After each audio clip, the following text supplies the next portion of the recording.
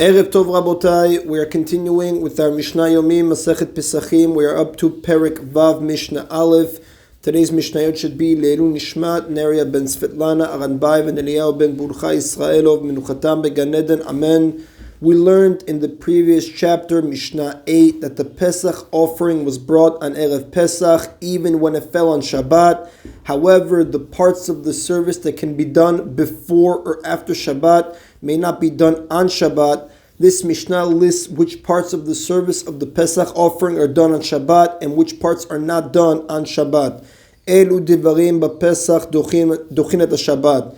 These are the things in the service of the Pesach offering that override the Shabbat restrictions, meaning even though these things involve activities usually forbidden on Shabbat, they are permitted when making the Pesach offering. And the sages learned from a scriptural link, a Gzera Shava, between the Tamid offering and the Pesach offering, that just as bringing the Tamid overrides the Shabbat laws, as stated in Sefer Bamidbar, chapter 28, Pasuk 10, so does bringing the Pesach override the Shabbat laws. So the Mishnah says, Shechitato, slaughtering it, Uzrikat Damo, throwing its blood on the wall of the altar. Now the Rav explains the Pesach must be slaughtered and its blood thrown on the altar during the daytime on Erev Pesach. These services are therefore done at that time, even when it is Shabbat. Umichui kiravav, cleaning of its intestines from waste matter, meaning the intestines which are eaten along with the meat of the offering are punctured and the waste matter is removed from them, as the Gemara writes on page 68a. Now, even though cleaning the intestines is not part of the service of the offering, it is done on Shabbat because the intestines will become putrid if the waste matter remains in them until nightfall. Vekter chalavav, and burning its fats and organs on the altar. Now, although the sacrificial parts may be burnt after Shabbat, they are burnt on Shabbat because it is preferable to burn the parts right after the offering is made. It is so important to do this mitzvah at the preferred time that we override the Shabbat laws to do so. Now, since Erev Pesach is a designated time to do these things, they are done on Erev Pesach even when it is Shabbat. Aval, however, tzliato v'adachat kiravav enam dochin et Shabbat, roasting its meat and rinsing its intestines to clean them thoroughly do not override the Shabbat laws because they can be done after Shabbat ends. Now the Miri explains, after the waste has been removed, the intestines must be rinsed to remove any waste matter still sticking to them. Now this can be done after Shabbat ends because this small amount of waste matter will not cause the intestines to spoil even if they are not rinsed until nightfall. Now the Mishnah cites a dispute whether certain preparations for bringing the Pesach may be done on Shabbat. Halkavato va'avato michutz latechum. However, carrying the offering through a public domain to the temple or bringing it from out of the techum, which the commentators explain, since a person is forbidden to carry in a public domain on Shabbat, if the animal cannot walk by itself, he may not carry it to the temple to a public domain. And likewise, we know a person is forbidden to go on Shabbat more than 2,000 amot from where he was residing when the day began. This limit is called the Techum Shabbat, the Shabbat boundary. It is also forbidden to bring an animal or object more than 2,000 amot from where its owner was residing when Shabbat began.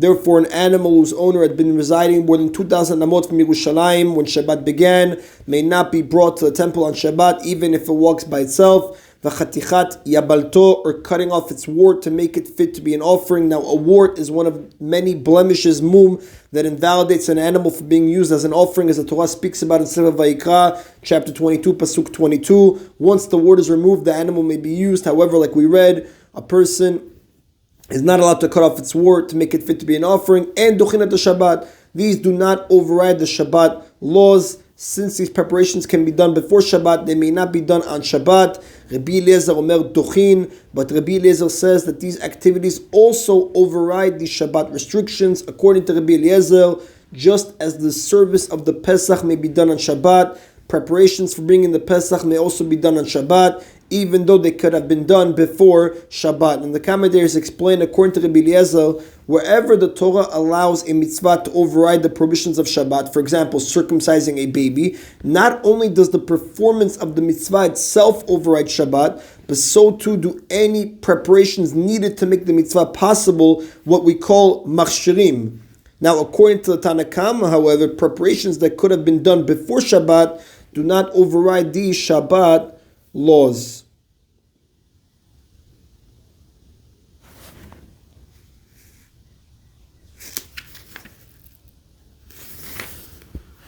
And that is in Rabotai of Mishnah Aleph.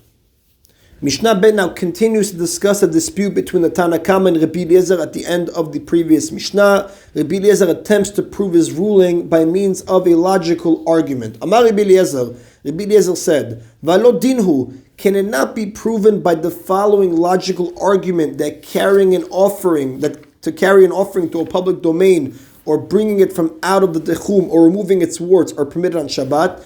Ma im shchita shi mishum melacha dochat Shabbat.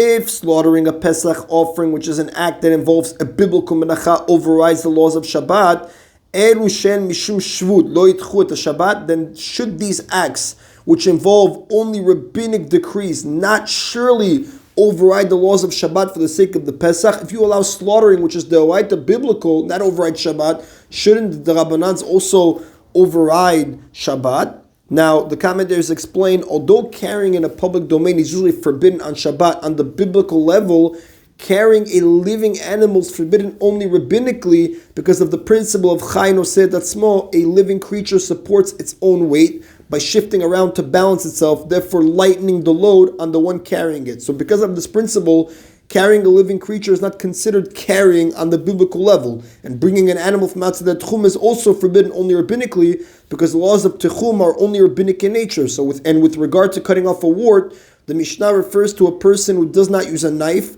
Rather, he removes the wart with his fingers or teeth, which is forbidden only rabbinically because that is an unusual way of removing a wart. Now, Rabbi Eliezer holds, in fact, that even preparations that involve a biblical prohibition may be done on Shabbat for the sake of the Pesach. But his point here is only to argue that even those who disagree with him about his general rule should surely agree that at least these activities, namely carrying the animal to a public domain, bringing it from out of the Tchum and removing a wart, which involve only rabbinic prohibitions, they should be allowed for the sake of the Pesach. As Tosfot explains on page 68b in Masechet Pesachim. Amar lo Rabbi Yeshua challenges this argument. He said to him, Yom Tov yochiach, the laws of Yom Tov will show that this is not a valid argument. Sheitiru bo mishum melacha, the Torah permitted preparing food on Yom Tov with activities that involve biblical melacha, v'asru bo mishum shvut, yet the sages forbade certain activities that involve rabbinic decrees even for the sake of food. Now on Yom Tov, a person is allowed to cook food which involves a biblical melacha. However, preparations for cooking that could have been done before Yom Tov, for example, bringing food from outside the Tchum, are forbidden even if they involve only rabbinic prohibitions. Now clearly, the fact that biblical prohibitions may be lifted does not prove that rabbinic decrees are also lifted. Therefore, with regard to the Pesach, just because a biblical melacha of slaughtering is permitted, it does not necessarily follow that other rabbinically forbidden activities such as carrying an animal through a public domain, bringing it out from the Tchum, and removing its wart are also permitted. Rather, on Shabbat, just as Yom Tov, preparations that could have been done the day before may not be done, even if they involve only rabbinic decrees. Now, Rabbi Eliezer defends his argument by refuting Rabbi Yeshua's challenge.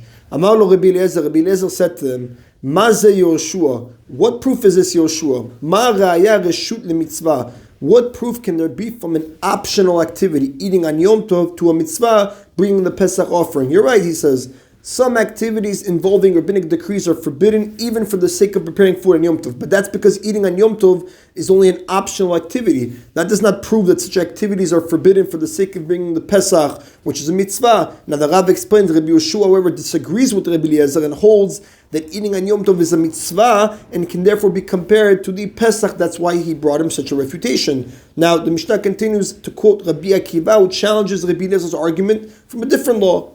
Heshiv Rabbi Akiva v'amar. Rabbi Akiva responded to Rabbi Eliezer and said, Haza'at tochiach, the law of sprinkling mechatat, water mixed with the ashes of a paraduma on a person who is tameh, will show that your argument is not valid. Now, just a background, a person who becomes impure, tameh, from a corpse, must go through a 7-day purification process. Spring water mixed with the ashes of the red cow, the paraduma, is sprinkled on him on the 3rd and 7th days, as the Torah speaks about in Sefer Bamidbar, chapter 19, Psukim 14 through 19. Now, when a person needs to be sprinkled with mechatat and erev Pesach, she mitzvah, then the sprinkling is a mitzvah because it enables him to become pure and bring a Pesach. And the Rav explains the Mishnah refers to an impure person whose 7th day of purification fell on erev Pesach. Since a person who is tameh may not take part in a Pesach, no Pesach may be brought for him unless he's sprinkled mechatat, so it becomes a mitzvah. Mishum shvut, and it involves only a rabbinic decree, ve'enat dochat Shabbat, and yet it does not override the laws of Shabbat, meaning it may not be done on Shabbat even if it is Erev Pesach. Now the Rav explains, the rabbis prohibited sprinkling mechatat on Shabbat because doing so, so to speak, repairs the person from his state of Tumah, which resembles the biblical work, melacha, making a repair to a utensil. Now, this Tana holds that a person may never be sprinkled with mechatat on Shabbat, even when it's Erev Pesach, and he cannot bring the Pesach unless he is sprinkled. Now, this shows that we do not override a rabbinic prohibition, even for the sake of a mitzvah.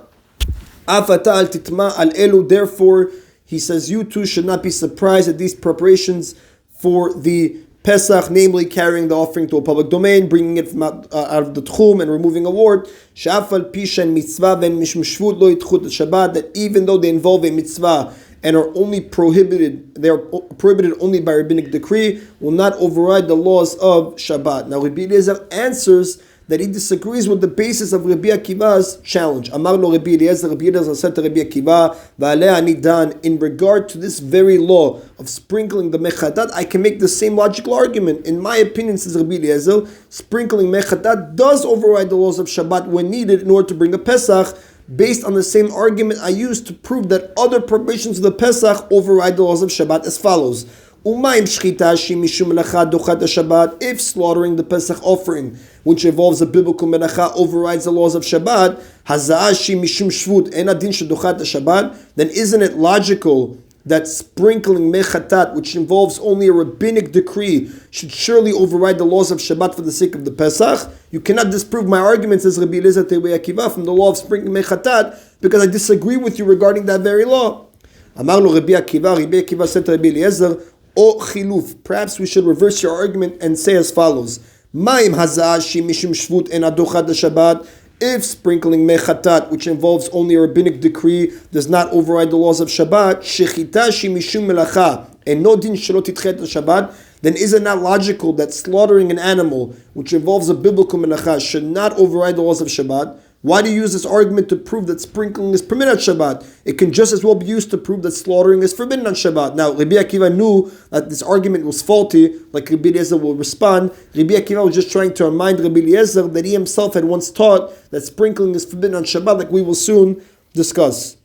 Now, Amar lo Rabbi Eliezer Akiva, Rabbi Eliezer said to him, Akiva, if you use this argument to prove that slaughtering the Pesach is forbidden on Shabbat, akarta ma shekatuv b'Torah b'moado. We skip the parentheses, we read the moado, and what we're using it, we have parentheses. Akarta ma shekatuv b'Torah b'moado. You will have uprooted that which is stated in the Torah in Sefer Bamidbar, chapter 9, pasuk 2. The children of Israel shall make the Pesach offering in its appointed time, from which we learn that the Pesach is brought on the 14th of Nisan, its appointed time, ben bechol, ben b'Shabbat, whether it is weekday or Shabbat. Now, Rabbi Akiva knew this. However, he had previously learned from Rabbi Eliezer, who was his teacher, that sprinkling mechatat is forbidden on Shabbat.